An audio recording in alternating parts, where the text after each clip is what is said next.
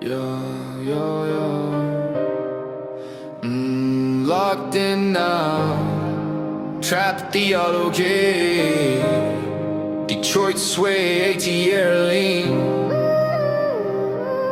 Yeah, yeah, yeah.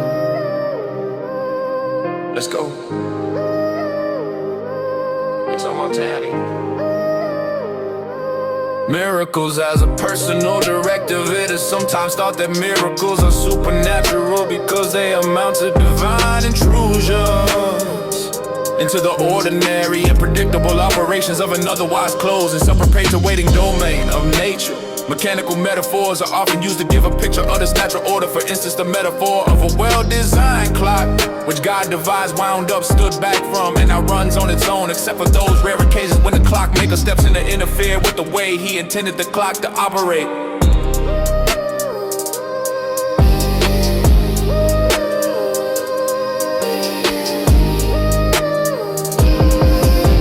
Philosophically sophisticated way to describe the situation is to speak of natural law, the events which transpire in the universe, whether monumental or minuscule, are viewed as inevitable and predictable according to causal factors which can, in theory, be described in a systematic law-like principles. Many ancient Greek philosophers, e.g. Heraclitus the Stoics, conceived of an eternal and impersonal logos or reason governing or flowing through the realm of matter, thus organizing all motion or activity into a rational order. The religious version of this notion that there are laws of nature postulates a personal God as the origin of the material world and of the causal principles by which it operates. But this God and the free or arbitrary exercise of his almighty will is nevertheless separated from the ordinary and ongoing workings of the world he made.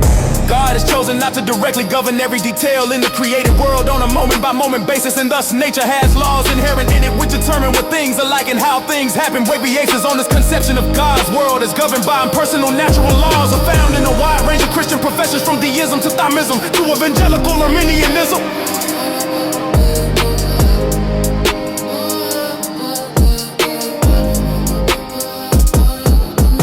As a personal directive, it is sometimes thought that miracles are supernatural because they amount to divine intrusions into the ordinary and predictable operations of an otherwise closed and self-perpetuating domain of nature.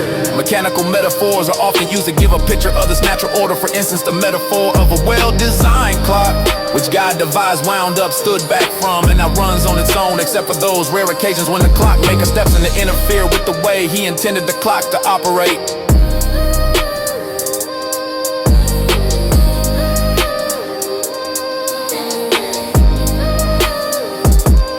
Given the above conception, the supernaturalness of a miracle consists in its violation of the laws of nature. God interferes with the machinery of the world and its law-directed actions and procedures. This is a flawed and terribly misleading way of thinking about the cosmos and about God. However, God's self-revelation in the scriptures offers no support for the idea that there are impersonal laws of nature which make the world operate mechanically and with an inevitability which is free ordinarily from the choices of God's will. In fact, the Bible offers us a view of the world which is quite contrary to this, one where God and his agents are seen as intimately, continuously, and directly involved in all of the detailed events which transpire in the created order. God personally created and now personally directs all the affairs of the world. The sustaining of all animal life and renewing of the plants in this world is the work of God's Spirit, is intimately involved with the processes of the created world. From the withering of the flowers to driving the rushing streams, God's decretable governs all things which happen, from the changing of the seasons to the hairs on our head. Even the apparently fortuitous events in this life are planned and carried out by his sovereign will. Paul declares that God works all things according to the counsel of his will. That is, he causes everything to happen which happens. There is no semi-autonomous self-operating realm of nature whose impersonal laws are occasionally violated by the God who reveals himself in the pages of the Bible. Nothing is independent of him and his sovereign, immanent personal will.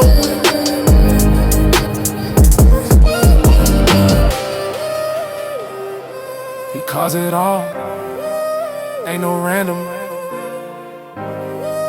Every leaf, every wave. Miracles ain't broken rules. They locked in with him. Yeah, yeah.